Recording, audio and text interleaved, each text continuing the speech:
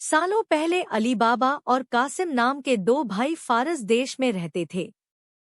पिता की मृत्यु के बाद दोनों भाई मिलकर पिता का व्यवसाय चलाते थे।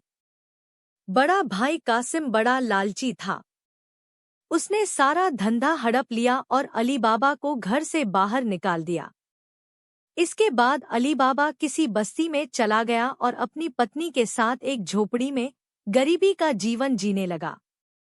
वह हर दिन जंगल में लकड़ी काटने और उसे बाजार में बेचने के लिए जाता था, जैसे वह घर पर रहता था।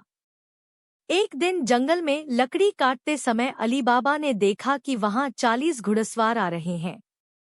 सभी घुड़सवारों के पास पैसे के थैले और खंजर थे।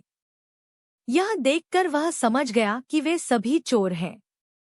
अली बाबा उसे एक पेड़ के पीछे छिपते हुए देखने लगा। तब सब सवार एक पहाड़ के पास जाकर खड़े हो गए। इसलिए चोरों का सरगना पहाड़ी के सामने खड़ा हो गया और बोला, सिम खोलो। इसके बाद पहाड़ में एक गुफा का दरवाजा खुला। सभी घुड़सवार उस गुफा के अंदर चले गए। अंदर जाकर उसने कहा कि सिम बंद करो, और गुफा का दरवाजा बंद था। यह देखकर अली बाबा दंग रह गया। कुछ देर बाद वह दरवाजा फिर से खुला और वो सभी घुड़सवार उसमें से निकल आए और चले गए। अली बाबा यह जानने के लिए बेताब हो गया कि इस गुफा में क्या है और ये सब यहाँ क्या कर रहे हैं।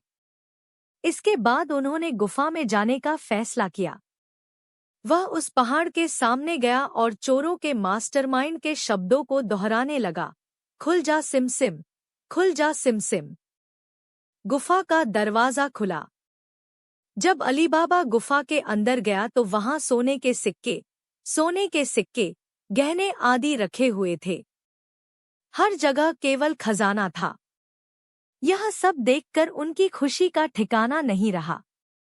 उसे पता चला कि ये चोर चोरी का सारा सामान यहीं छिपाते हैं। वहां से अली बाबा ने सोने के सिक्कों का बंडल भर दिया और घर आ गया। अली बाबा ने घर जाने के बाद अपनी पत्नी को इस पूरी कहानी के बारे में बताया। इतने सारे अशरफियों को एक साथ देखकर उसकी पत्नी हैरान रह गई और अशरफियों को गिनने के लिए बैठ गई। इसलिए अली बाबा ने कहा कि ये इतने अशरफिया हैं कि इन्हें गिनने में रात लग जाएगी। मैं उन्हें गड्ढा खोदकर छिपा देता हूँ ताकि किसी को हम पर शक न हो। अली बाबा की पत्नी ने कहा, मैं उन्हें गिन नहीं सकता, लेकिन एक अनुमान के लिए उनका वजन कर सकता हूँ।